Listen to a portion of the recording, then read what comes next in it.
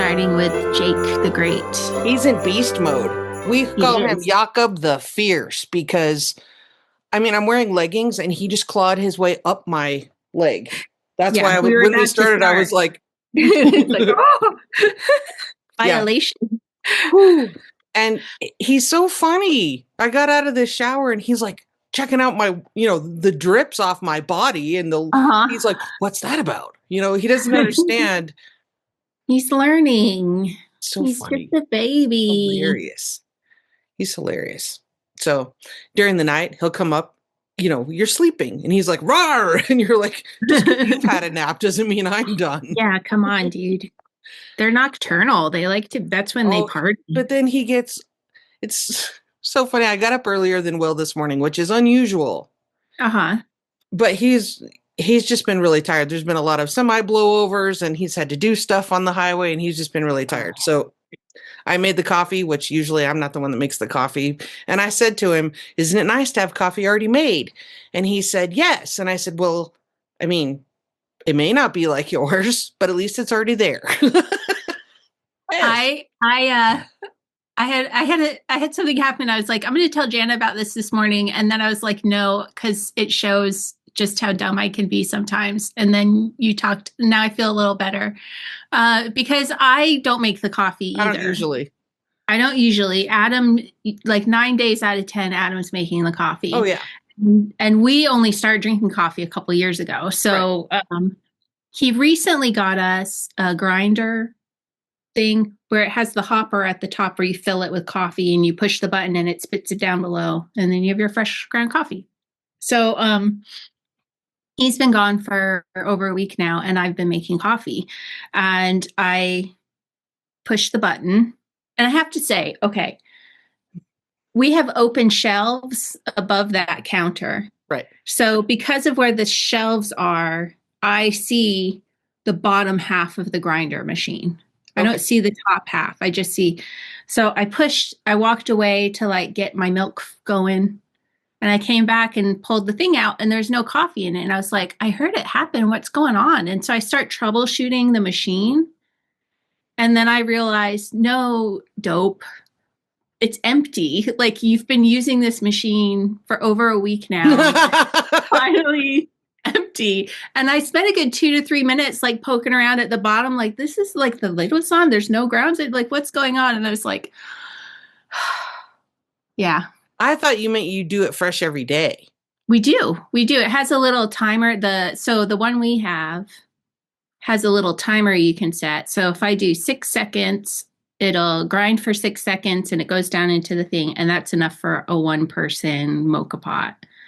And when we're both here, we do 10 seconds and that does enough for. Oh, I see. Okay. Yeah. But anyway, so yeah, I used it for like a good week and then it just didn't work this morning. I was like, oh no, I broke it. What's going on? And it was just empty because you got to add more beans. Because you got to add more beans. It's not an infinite coffee grinder. We not an infinite bean supply. Yeah, we don't have anything that fancy. We have the coffee grinder thing that's like just a little column looking thing with not like what they had on the covered wagon. But like it's electric.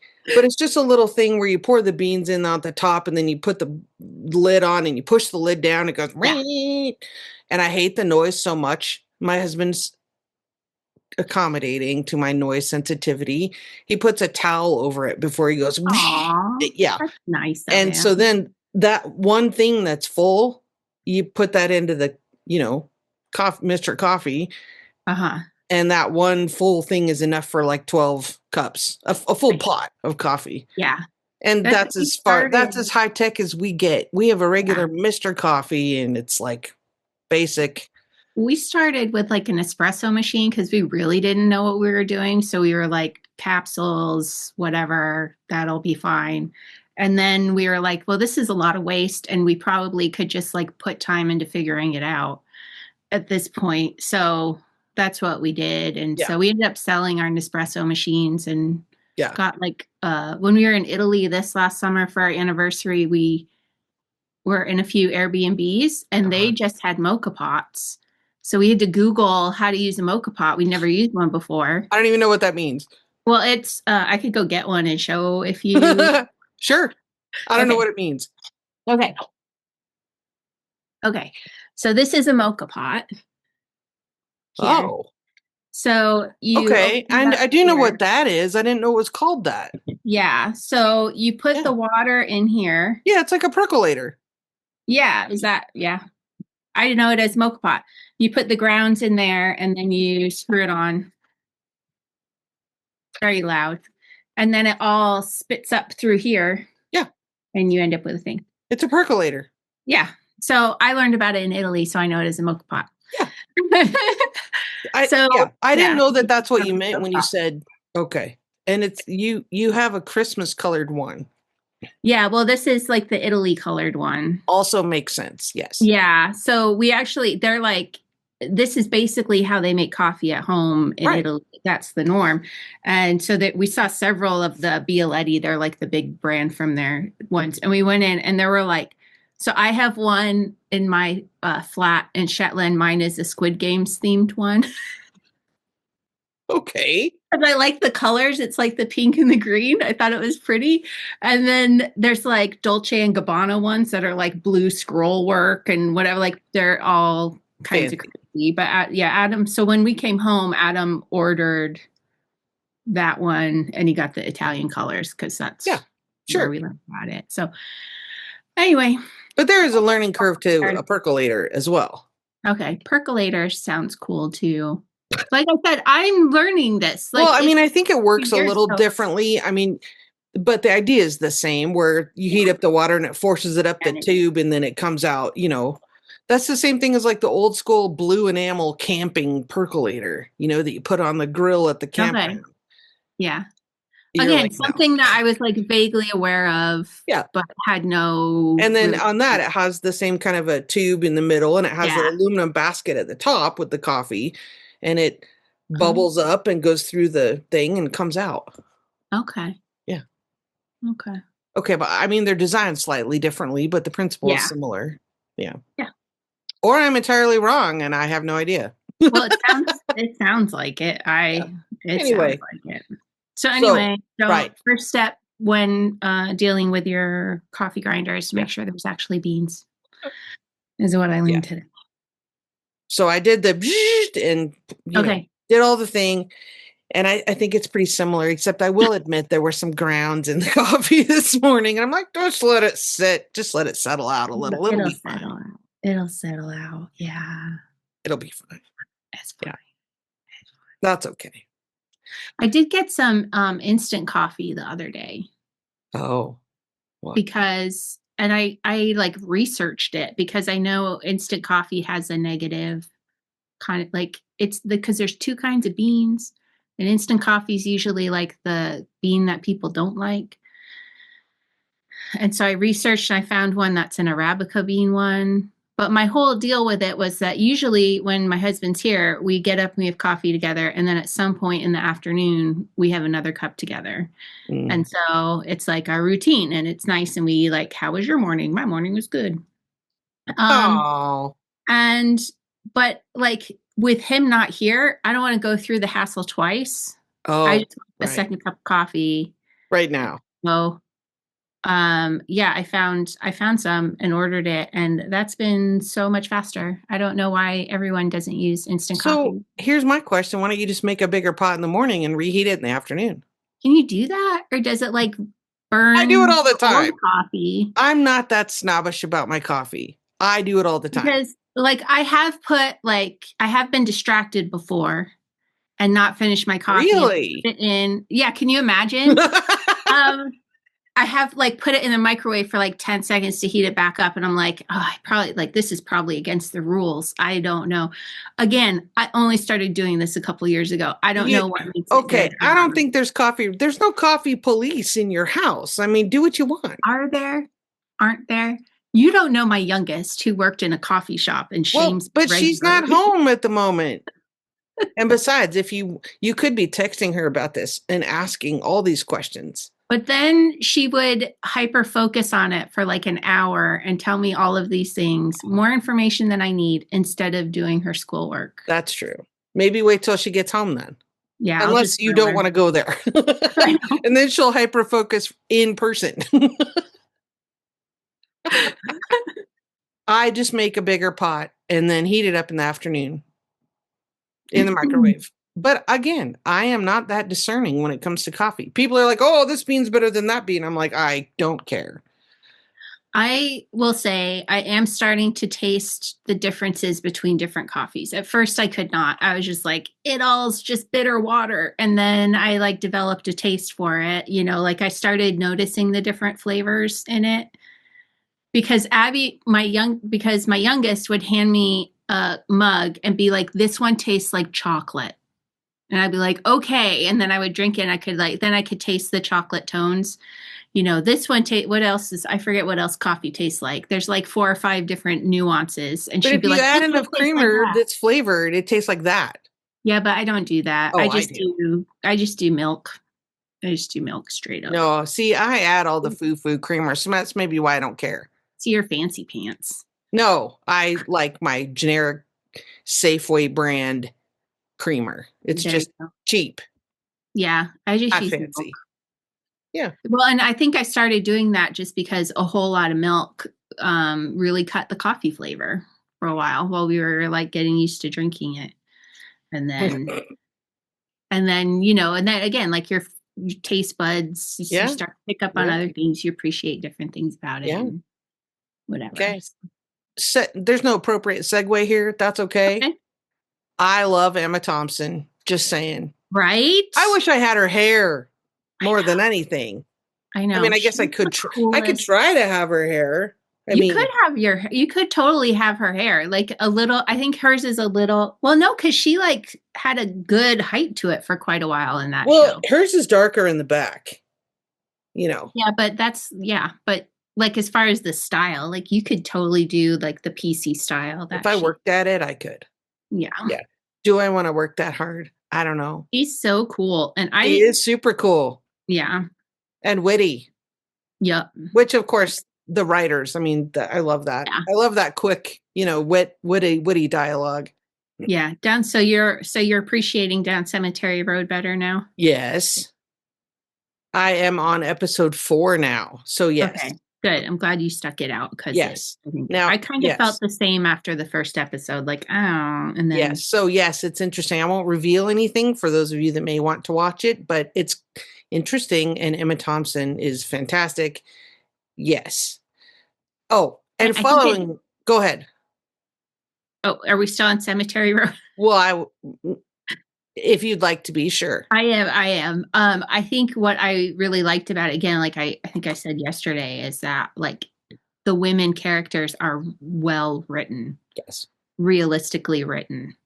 And I really appreciated that aspect of the show. If anyone else has good recommendations for women's television where the women are like real people, they're not, again, like Yellowstone, where they're all just men's fantasies, or like just constant drama queens, you know. Okay, like, but again, I'm going to bring this up. I think you and I maybe we haven't talked about this. Maybe I've talked about this at Knit Night. I don't know. Anyway, if people are watching this and haven't heard about it, there was a show. It's only 1 season, and it was absolutely hilarious. I mean, really witty, and it's on Netflix, and it's called The Residence. And meaning the residence is the White House. And and down on the first floor is where they have like the state dinners and the, you know, ballroom stuff and whatever. But on the second floor is where everyone actually lives. Okay. So they're having and I'm not giving anything away, but the point is they're having a state dinner with Australia and like, you know, ambassadors and things. And on the second floor, there's a murder. So they call in, so they have the Capitol Police. I saw the ad. Yeah. Yeah. They have the Capitol Police there, but they also call in a detective who is, I think she is contracted with the Metropolitan DC Police. And she is absolutely brilliant. Her name in the show is Cordelia Cup. And she's so funny. She's the person, I can't think of her real name, but if you ever watched Orange is the New Black, you'll recognize her. Okay. She was Suzanne in that show, the kind of dingy, crazy one in Orange is the New Black. Anyway, she's amazing. And in this show, this series, she's the detective. And she's so smart and so funny and witty. And she's like, everyone is stupid. I mean, she has to she's just, you got to watch it. I binged the whole thing. I'll probably watch it again. It was hilarious because when dialogue is that quick and that witty, you can watch it over again because you miss stuff. It's just as funny the second time. Nice. I'm gonna have to look at that. I've seen the ads for it, like the screen. Super funny. I've never clicked through to it, so I'll have to see that one. Yeah, The Resident on Netflix. I had a friend who kept recommending Bad Sisters to me, like for years. Really? And I watched the first episode probably 6 months ago. And last night I started watching it again because I accidentally finished the results section. I didn't realize how far along I was because I was doing it out of order. Yeah. And then I finished one chunk and I was like, oh, I'm done. That's cool. And so I watched television for 90 minutes. It was lovely. Yeah. So is Bad Sisters pretty good? It was pretty good. The bad guy is definitely a bad guy. And he's a bad guy in the way where like probably people like him do exist in the world, but it's almost like the way that I get annoyed about women being overwritten. I kind of feel the same way about his character. Yeah. But the other characters around, like the sisters, I really enjoy how they've been written. Like I'm enjoying that. So that's good. Yeah, but I'll look for The Residents and give that one a Another go. one that's really funny is an Australian comedy. It's called Fisk. I knew you were going to say that as soon as you said Australian comedy. You're the one who told me about it. It is so funny. Yeah. That is such a great. And I can watch that. I can, when season 1 came out, I watched the whole thing, obviously, but then it was like a year and season 2 came out. And then I rewatched season 1 because it was so funny. It was also funny the second time. And I did that, binged that. And then I watched season 2 and it was great. Yeah. And I think there's a new season. I have not watched season 3. Oh, yet. Really? So I can look forward to that. I'll have to look for that one. Because I watched that one with Adam. We really liked that one. Yeah, that was one where it took, like, by the end of the first episode, I was in. Yeah. Oh, for sure. Yeah. That one was great. Yeah. So, okay. That's our TV segment for today. Let's have a crowdfunder update. Yeah. I didn't think to look at the amount. We actually had quite a boost yesterday because nice. Well, first of all, a lot of you all have been going and buying the cushion pattern. Nice. So thank you very much for that. And you'll show us your progress in a moment, right? I'll show you in just a second. Okay. But also Elizabeth Williamson got a post to me about the story behind the Mrs. Hunter shawl. Yes. So we posted that and we had a ton of people go over and pledge at that amount to get that shawl. So that was also a nice little boost. So yeah, that's neat. We're so close now though. 37,535. So we're under 2,500 to get to our 40,000 goal. And I have to say, we need the money. So the money donated is like what we're hoping to get. And I don't think people realize this, with crowdfunder stuff. A lot of the times crowdfunders are a way to show other funders that there is interest and support in what you're trying to do. So the 40,000 pounds that we're trying to raise is only part of what we need to do what we need to do. We then will be going to different funding bodies and applying for grants at that point. Okay. So the 40,000 gets us going. It gets us started for the year, but to finish out the year, we're going to need more funds. We're going to other funders. Right. So what I'm understanding you to say is that people that have pledged are proof of interest. Exactly. Right. And then you can go to these other grants or whatever and say, look how many people are interested in this. Exactly. Okay. So right now, that makes sense. We have 640. Oh, It just refreshed. 649 donors. Wow. So, that's amazing. Isn't that amazing? I mean, that is worldwide support for what we are trying to do. And so I know I'm like, everybody go get the 4-pound pattern or whatever. Even just donating a pound helps us raise that number of donor numbers higher. Yeah. And then we can go to funders and say, look, 750 people supported this, or 1,000 people supported Look at all the interest. Yeah. Exactly. That's really cool. And then they're like, oh yeah, of course we should be supporting this. Look at all these other people who agree with it. And then they give us the funds that we need. So if you are able even to just donate a pound, that helps. Yeah, absolutely. And what we're trying to do. Yeah, that's a really good point. And donate more, that's even better. But just doing that's a good point. Good. Yeah. So let me show you what I did, because I did have an hour and a half to just do. So I finished the first. Did I drop a stitch there? Oh. No. Okay. I finished the first repeat. That's lovely. Look at that. I love it. I love the blue fade. That's brilliant. All right, I'm trying because it's all curling. No, it's really, really good. I mean, we can see it. I like that you chose the orange. That looks really good. And the fade is perfect. Yeah, so I love that. And as I was working on this yesterday, I was trying to think like what I would do for the back, because I don't know if I just want to recreate the same pattern on the back. But then I was thinking like the pattern's actually like 3 stacked patterns. Mm-hmm. And I was thinking maybe to just do one of them on the back. Uh-huh. So either the biggest one or the middle one or the inner one. Yeah. And then just leave the rest of it plain. Sure. I might do that. Cool. So, anyway, because I'm the boss. A friend of mine once told me I'm the boss of my knitting. You are. Weird. On that note, do you want to do your Hogmanay first?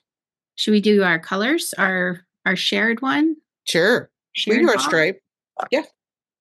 Okay. So yesterday was like red. Red. Yeah. This is yesterday's. Yeah. Yours shows it better because mine's getting big. And so my stripe is getting more thin. Yeah. But you had the red. So then we have our brown. I'm untangling, by the way. Ooh. Now we have this gorgeous purple that matches Anna. Look at that. It's kind of it reminds me of your Ling color. It's kind of a berry. Yeah. Kind of like a berry, maroony, purpley. Yeah. I mean, I don't know if I call it purple. It's more like a berry color. Yeah. Cool. Awesome. Okay, I'm going to knit that right now. I will too, but first I'll share my Hogmanay box. Yes. 2 things on one needle drives me nuts. Okay, we are day 14. How's that happening? Good gravy. Moving right along. Last day of our Aister ooh. Okay. I'm worried how this is going to show up on the... Oh. Because, like, in this light, to me, it's looking brown, and it's kind of like a deep purple. Really? Because it looks charcoal on my screen. It's like I don't know, it's like a purple tinted brown, if I had to say. Okay. But my lighting's weird. What's the name? What's the name of the color? Sorry, Bessakoi.